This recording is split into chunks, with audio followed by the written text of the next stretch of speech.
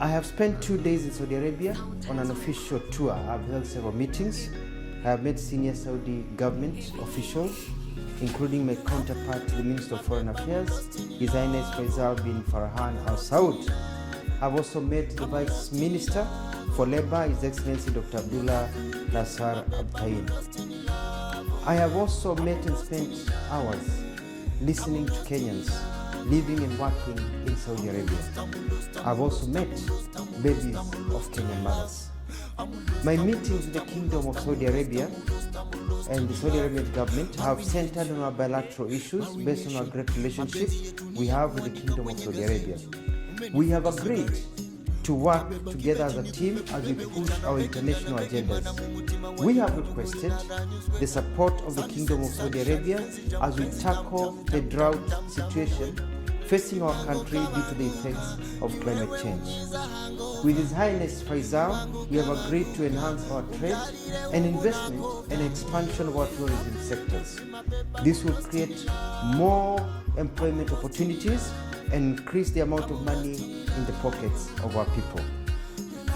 The Kingdom of Saudi Arabia views Kenya as one of its top partners, and likewise we view Saudi Arabia as one of our major partners.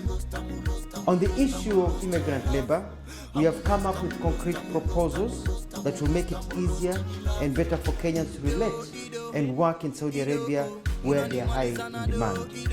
We have held, engaged, discussed very comprehensively on these issues facing Kenyan workers in Saudi Arabia.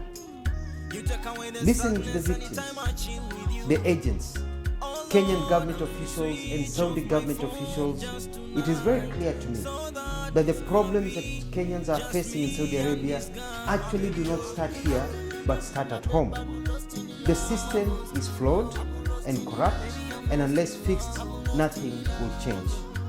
There is massive corruption in the way Kenyans are prepared to come to be domestic workers in Saudi Arabia. This is a major concern for all of us. Saudi Arabia, this is a major concern for all of us, including the government of Saudi Arabia. We have to break the cartels and streamline the agencies, some of which are owned by prominent Kenyans. We have agreed to work on a modality to get Kenyan labor agencies to have offices here in Saudi Arabia, so as to deal with issues concerning their clients, that is the Kenyans they bring here. We will, in collaboration with the Saudi government, flush out illegal agencies and blacklist agencies that do not perform as per the law. The rights of all workers, as enshrined by the laws of Saudi Arabia and Kenya, will be enforced. Kenyans will be protected, regardless of where they work.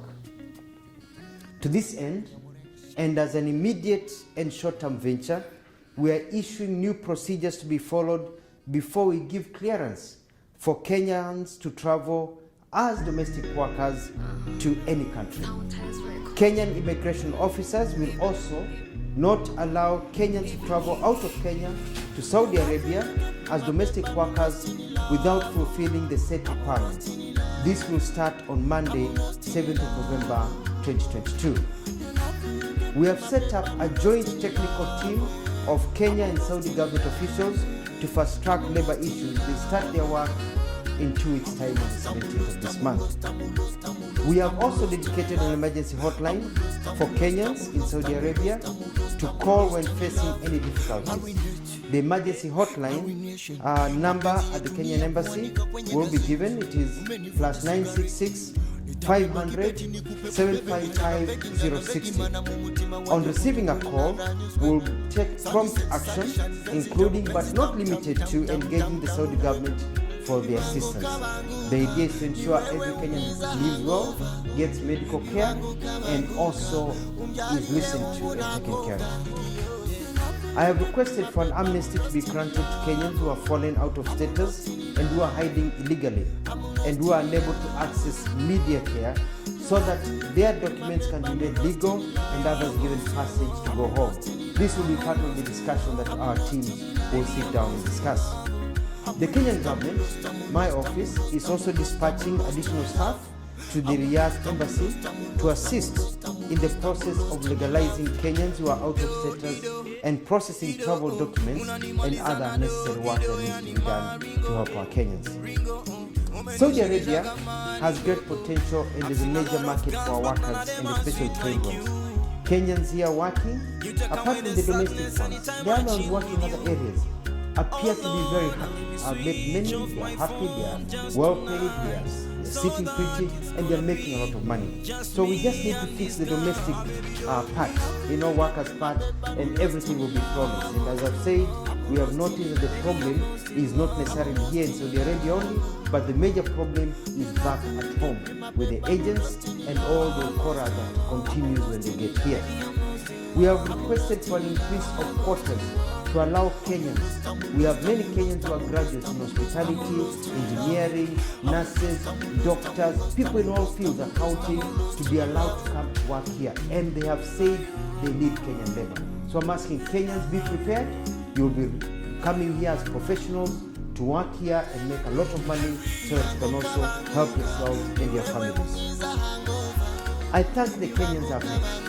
Kenyans living in agents, Kenyans living in professional work, Kenyans domestic workers. I have listened to you. You've been very, very candid. My officials have been very candid. And I want to assure you that you have nothing to worry about. You have the hotline. Now you don't have to relate, just depend on social media. You don't have to depend on your families. You can get your help directly from the Kenyan government. The Saudi Arabian government has said that they are shocked by the reports that they have seen, and they are going to work hand in hand with us to ensure that the things that we see reported do not appear ever again. We have problems, yes, with the agents. We have problems also that face immigrants and diaspora when they go to different countries, but we can sort that out.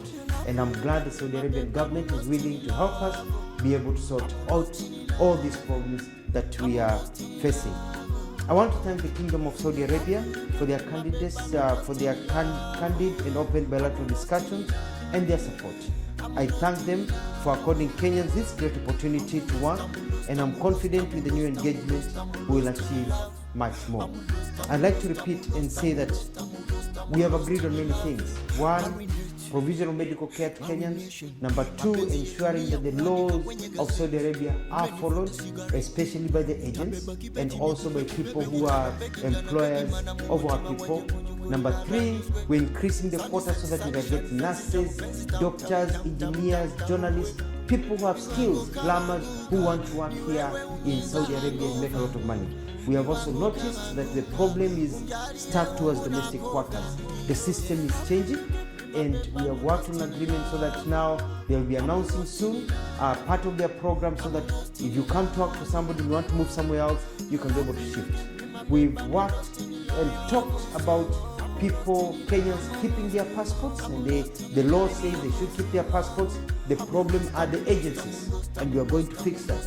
We have also agreed that Kenyans, when they want to exit this country, have a right to exit this country, and our embassy here will be processing visas and ensuring that Kenyans are able to go. Kenyans who have children, we've come up with a formula of being able to get children to also get permits to be able to leave the country so that people can be able to come home. In other words, it has been a wonderful visit. We've sorted out a lot of things. I've had numerous meetings with Kenyans, and I can tell them you now have a government that listens to you, you have a government that cares, and you have nothing to worry about. I'll be on top of things, and we are going to get permanent solutions to our challenges. Saudi Arabia, the nation, the Kingdom of Saudi Arabia, they're our friends. They care about us. They want to invest more in Kenya. They want more Kenyans working here, and they are also shocked by the stories that Kenyans have been telling, and we've narrowed down, especially our officers here, we've narrowed down, we know what the problem is, and I'm going to deal with it with my colleagues in cabinet to ensure it never happens again.